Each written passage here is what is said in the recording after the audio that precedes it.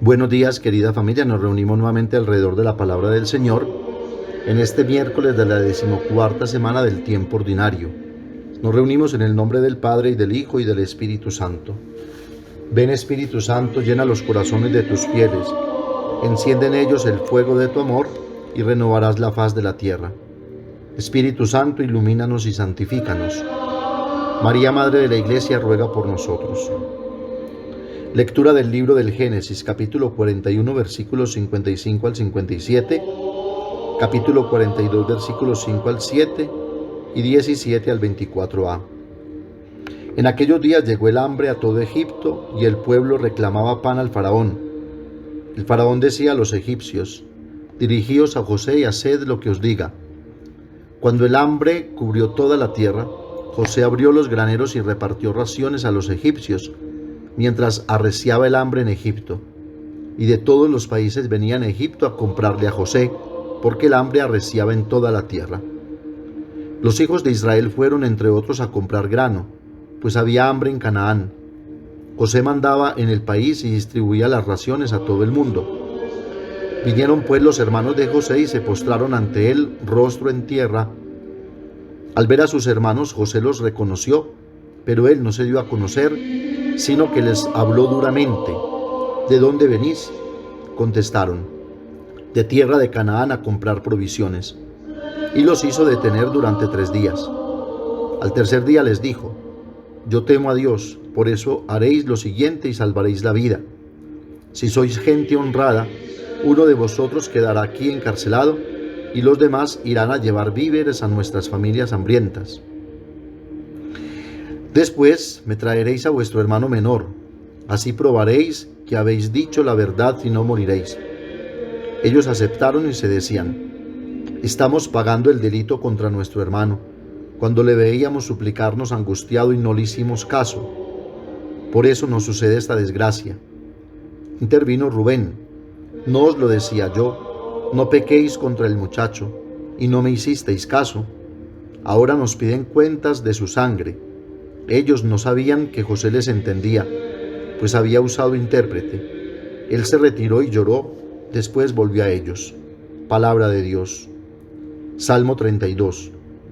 Que tu misericordia, Señor, venga sobre nosotros como lo esperamos de ti. Dad gracias al Señor con la cítara, tocad en su honor el arpa de 10 cuerdas. Cantadle un cántico nuevo acompañando los vítores con bordones. El Señor deshace los planes de las naciones, frustra los proyectos de los pueblos, pero el plan del Señor subsiste por siempre, los proyectos de su corazón de edad en edad.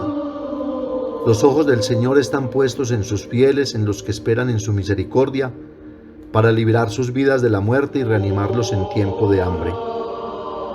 Lectura del Santo Evangelio según San Mateo, capítulo 10, versículos 1 al 7. En aquel tiempo Jesús llamó a sus 12 discípulos y les dio autoridad para expulsar espíritus inmundos y curar toda enfermedad y dolencia.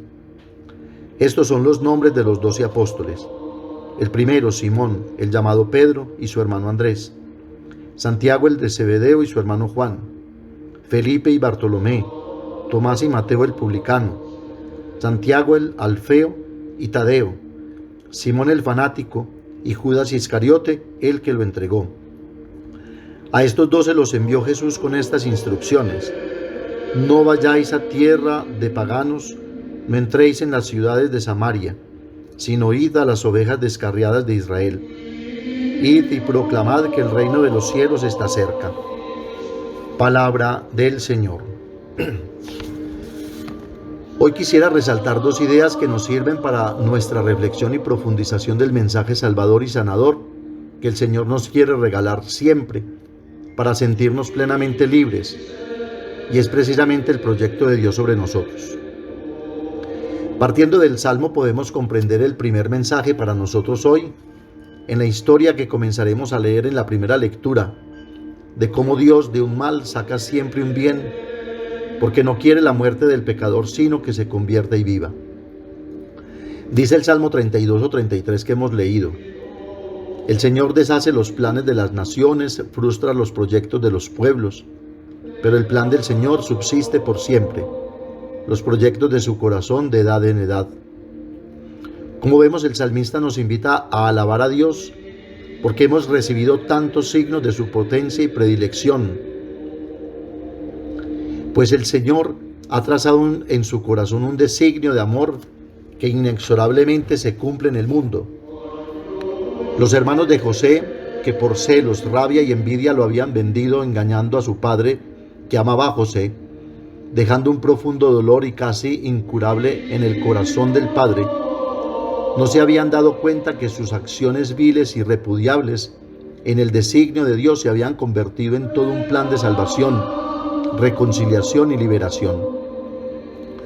Dios se vale del hambre que cubre toda la tierra para abrir los graneros y venir al encuentro del hombre como un Padre providente y misericordioso, lento a la ira y rico en piedad, en el Hijo vendido por sus hermanos y despreciado por la envidia y prepotencia del corazón humano.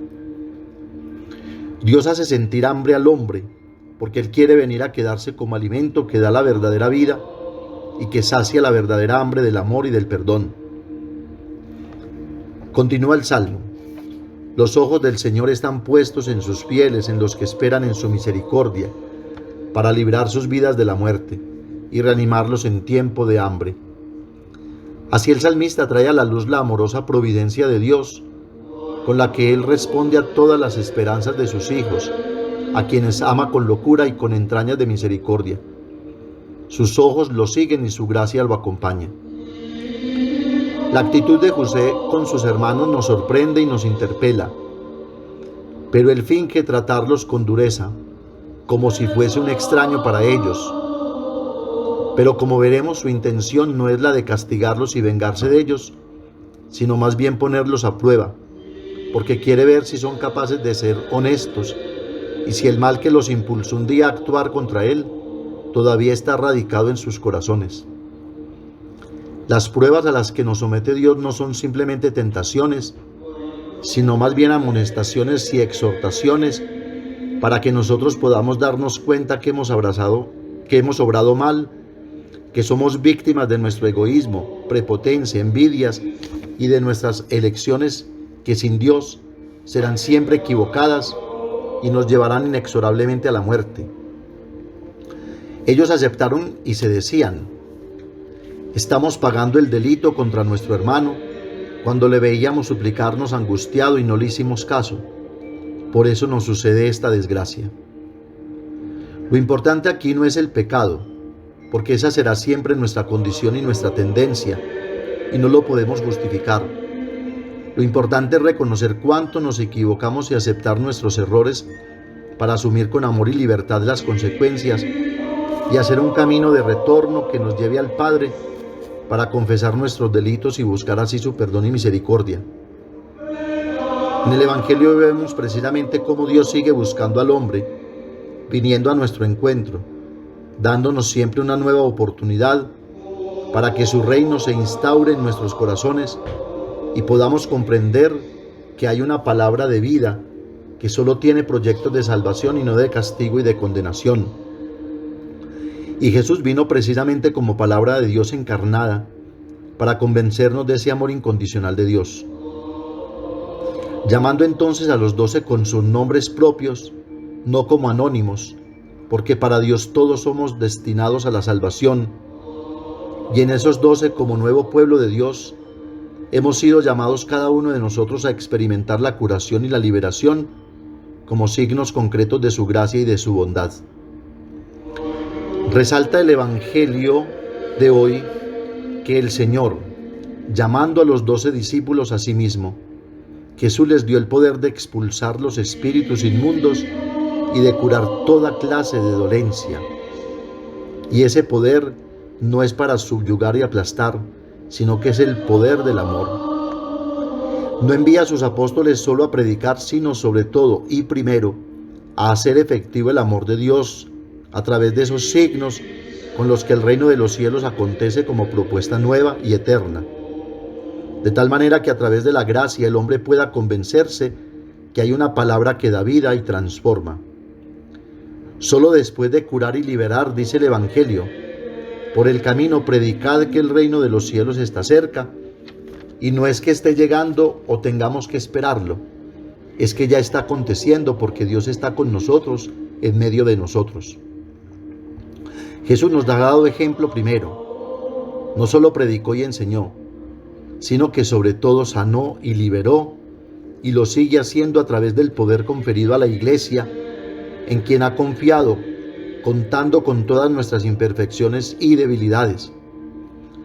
De hecho, al nombrar a los apóstoles, Mateo conserva de cada uno lo que antes fueron y lo que ahora son.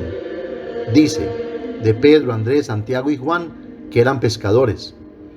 De Mateo dice que era publicano. De Simón dice que era cananeo. De Judas Iscariote, el que lo entregó. Porque Dios confía en el hombre y da siempre la gracia de ser siempre nuevos. El Evangelio entonces no es una ley fría e intransigente. No es solo un conjunto de preceptos dados por Dios, sino que es sobre todo una buena noticia de amor, perdón, sanación y liberación para nuestra salvación. Es verdaderamente un don, un regalo gratuito de Dios en Cristo.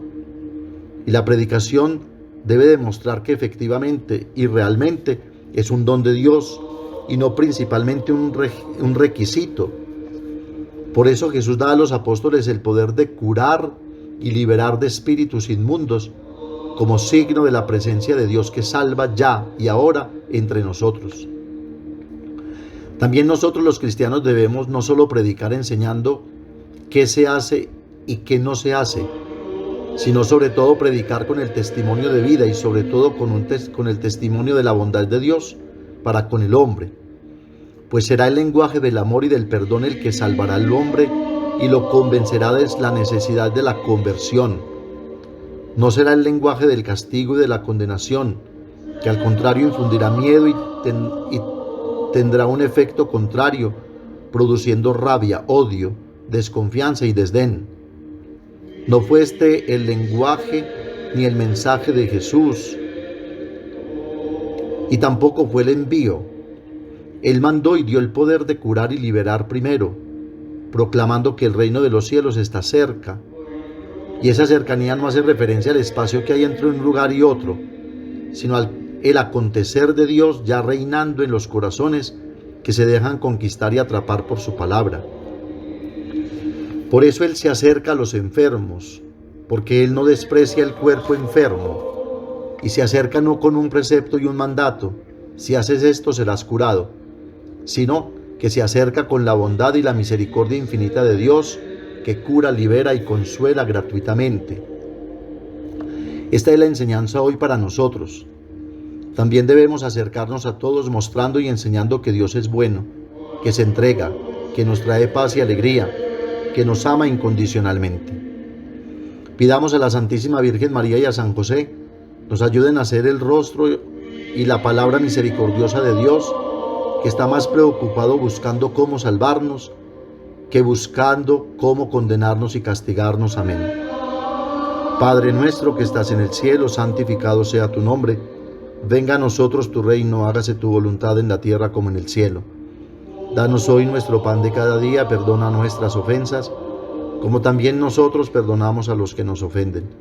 No nos dejes caer en la tentación y líbranos del mal. María, Madre de la Iglesia, ruega por nosotros. El Señor nos bendiga, nos guarde de todo mal y nos lleve a la vida eterna. Oración a San José del Papa Francisco para el año dedicado a José, Padre y Custodio del Redentor.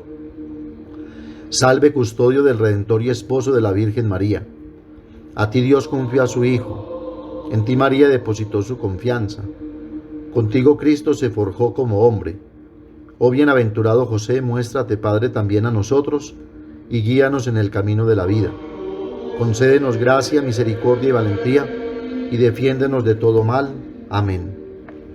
El Señor esté con ustedes, y la bendición de Dios Todopoderoso, Padre, Hijo y Espíritu Santo, descienda sobre ustedes y los acompañe siempre. Que tengan un feliz día y recuerden que los padres de la parroquia los queremos mucho.